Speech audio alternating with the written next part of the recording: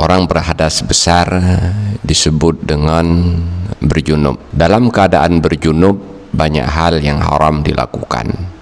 Haram sholat, haram tawaf, haram menetap dalam masjid, haram menyentuh mushaf, dan haram membaca Al-Quran. Untuk menghilangkan hadas besar ini agar sah sholatnya, sah tawafnya, serta halal melakukan yang lainnya, orang yang berjunub wajib mandi junub.